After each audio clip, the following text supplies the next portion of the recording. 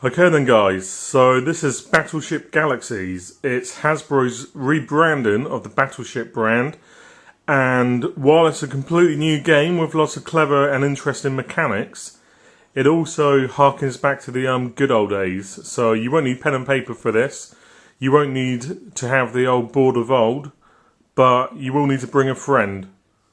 And it's a lot of fun, so let's take a look inside. Okay then, so going inside the box, you can see that it's well packed. You've got shields, which we'll talk about later.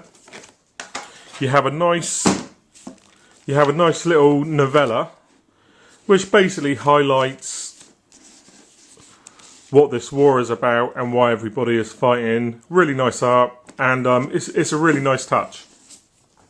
The instructions, which look fairly complex, but if you break it down into the parts as and when you need them, it's not that complicated at all. And there's a variety of missions. There's not many, but we'll get onto that later. These are your energy cards. Each player gets one of these, and they're a main part of the game. Now, as you can see, there's lots of little bits in here. These are the main battleships. So let's stick him on here. So this is a giant space cruiser. The actual detail on them is really cool. And what I particularly love about this one is how it looks like a big, huge cruiser, just like you'd see on the sea, except with obviously these spaceshipy bits on the ends. So there's obviously one of these ships for each side, and they're lovely models. Okay then, so we've looked inside the box. Let's take a look at how the actual game plays. At the beginning of your turn, you start off with your energy card. And your turn is split into three parts. Basically energy, deployment, and action. So in your energy phase, say you start off with 5, you always get 10 points at the beginning of your turn. So you would instantly go up to 15, and you would draw a card from your deck, and you start off with 5 cards. Once you've basically worked out the amount of energy you have, you can then start activating things. If we look at a standard ship, they all come with these cool cards, and the cards themselves normally have different variations of those ships, which is a nice touch. It's just a way of basically getting more variety out of the game and the models that are included. So ships have, and you have to apologise for my low quality camera, but it tells you how much in energy it costs to activate, in this case 6. It tells you how far it can move, what its shield are. This one is 5, and shields are represented by these blue pegs. How much hull damage you can take, and once you get up to the full number of hull damage, which for the large cruiser is 12, it's destroyed, and how much it costs to launch it onto the board in the first place, because the board starts off empty and you add more ships as and when. It also shows you the primary weapon, how much it costs, if any, to charge the weapon, its range, the number of attacks it can have, and its strength. And if there's a secondary weapon, and then there's normally a bit of an additional text. So for example, you can only attack small ships with the secondary gun. And again, all of these are completely different. You also have a hand of cards, as we've seen here. Cards can include heroes, which can go onto your ships. The cost to deploy is in the top right hand corner.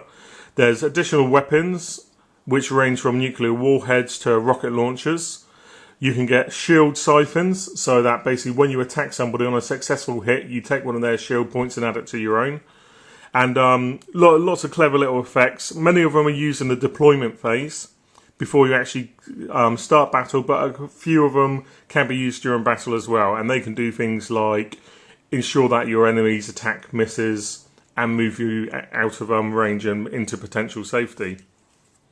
Now, when you actually get to combat, once you've obviously worked out the range, so if we was to have this little fighter here, making an attack on the big dude, as we can see here, you roll your dice, and this is one of the clever mechanics I love, where it harkens back to the original Battleships. So you roll your dice. In this case, you B2. You check the card in question.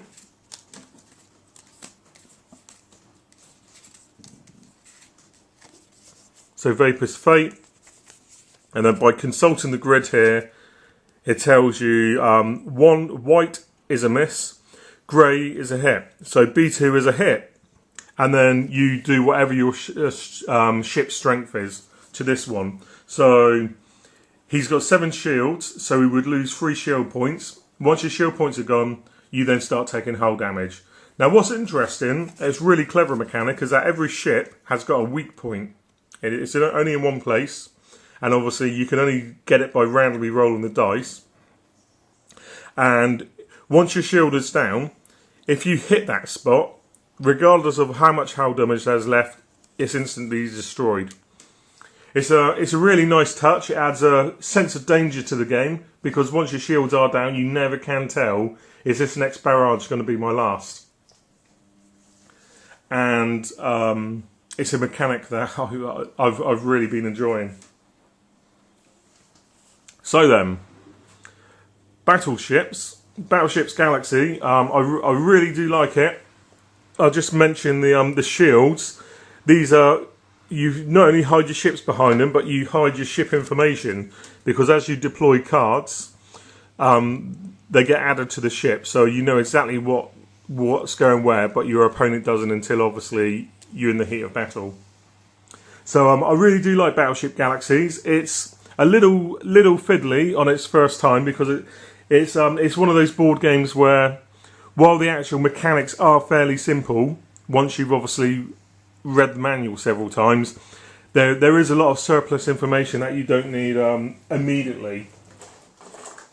So for example, some boards will have asteroids and other special mechanics, and when you hit certain parts of the board, you'll turn them over. So like on this one, if you land on this piece of ship, you'll automatically regenerate a shield.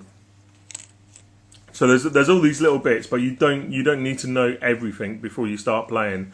My advice is to break out the first mission, which explains everything fairly simply, and you can just get on play and enjoy the game. So yeah, Battleships Galaxy, very solid, interesting gameplay mechanics.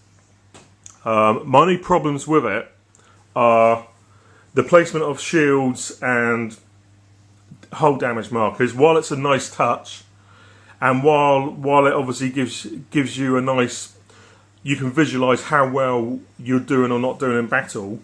On the smaller ships, they're really fiddly to place, and there was a lot of times when we were playing when the ship models were getting moved, you'd forget, if you picked it up, you forgot where you actually had it.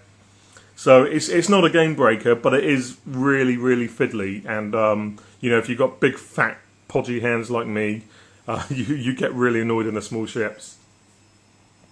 The other problem with it is there doesn't really feel enough here. It's good, and like I said, the models are really well detailed, but I want more. I mean, I'm a greedy kind of guy anyway, but I love, you know, if I had even half as many ships again, that would have been really cool.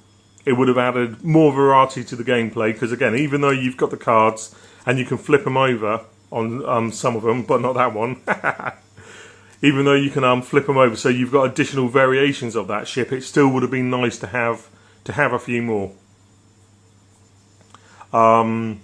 Hopefully there'll be an expansion which addresses it, and you can make your own scenarios, but there's only like 5 or 6 missions out of the box, so you know, once you've played both sides, you know, you're probably after about 20 games, you might start thinking, well, you know, I want to see something else. Again, though, they are small niggles, because the core game itself is a lot of fun once you know what you're doing, as is often the case with these types of games. It's really, really enjoyable. So that's it. Battleship Galaxies is available now.